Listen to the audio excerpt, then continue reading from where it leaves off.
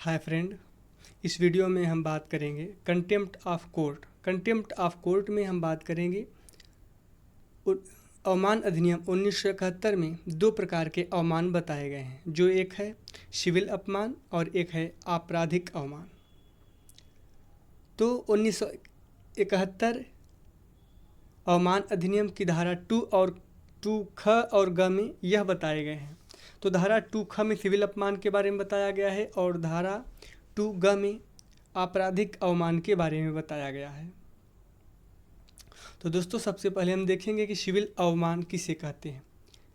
यह धारा 2 ख बताती है कि इसके अनुसार सिविल अवमान का अर्थ है किसी न्यायालय के निर्णय, डिक्री, निर्देश, आदेश, रिट अथवा अन्य आदेश का की जानबूझकर अवहेलना करना अथवा न्यायालय को दिए गए परिवचन को जानबूझकर भंग करना सिविल अपमान माना जाएगा।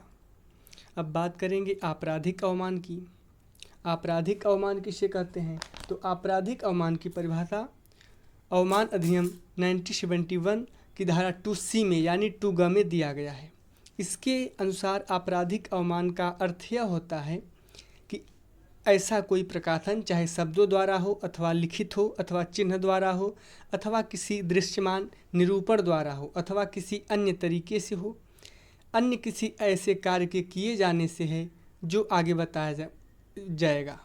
पहला, न्यायालय को कलंकित करता हो या कलंकित करने की प्रवृत्ति रखता हो अथवा न्यायालय की शक्ति या प्राधिकार को न्यून करता हो या न्यून करने की प्रवृत्ति रखता हो। सेकेंड, न्यायिक प्रक्रिया के सम्यक अनुक्रम को क्षति पहुंचाता हो अथवा इसमें हस्तक्षेप करता हो अथवा हस्तक्षेप करने की प्रवृत्ति रखता हो।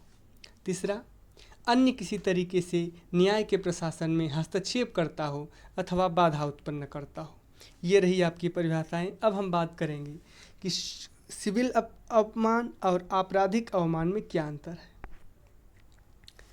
यह जो सिविल अवमान होता है वह निजी प्रकृति का होता है और जो आपराधिक अवमान होता है वह पब्लिक नेचर का यानी लोक प्रकृति का होता है और लोक श्रेणी में आता है। सिविल अवमान के लिए दंड की कार्यवाही में निजी पक्षकारों की रुचि अधिक होती है, उनके पर्सनल इंटरेस्ट होते हैं, और आपराधिक अवमान की कार्यवाही में निजी पक्षकारों की रुचि नगण्य होती है।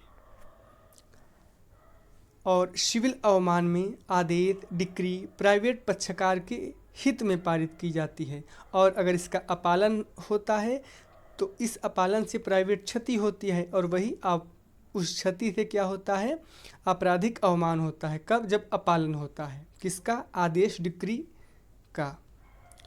और जो सिविल क्रिमिनल वाले में इसमें अवमानकर्ता को इसलिए दंड दिया जाता है क्योंकि उसने न्यायालय अथवा न्याय प्रशासन के सम्मान को क्षति पहुंचाई। फिर बात करते हैं सिविल में न्यायालय के आदेश, डिक्री इत्यादि का जानबूझकर अपालन करना अथवा न्यायालय को दिए गए परिवचन का जानबूझकर भंग करना सिविल अवमान माना जाता है। क्रिमिनल में आते हैं न्यायालय को कलंकित करना अथवा न्यायालय की शक्ति अथवा प्राधिकार को न्यून करना, न्यायिक प्रक्रिया के सम्यक अनुक्रम को क्षति पहुंचाना अथवा उसमें हस्तक्षेप करना आपराधिक अवमान माना जाता है। जो सिविल अवमान होता है उसमें राज्य पक्षकार नहीं होता है, बट जो क्रिमिनल अवमान होता है इसमें राज्य पक्षकार होता है। सिविल अवमान से केवल निजी क्षति होती है। जिस पक्षकार के पक्ष में आदेश दिया है अगर अपालन किया जाता है तो वहाँ उसको एक प्राइवेट पक्षकार को क्षति होती है, बट आपराधिक अवमान में संपूर्ण न्याय व्यवस्था में जनता का विश्वास न्यून करने के रूप में होता है और उससे लोक क्षति होती है। जो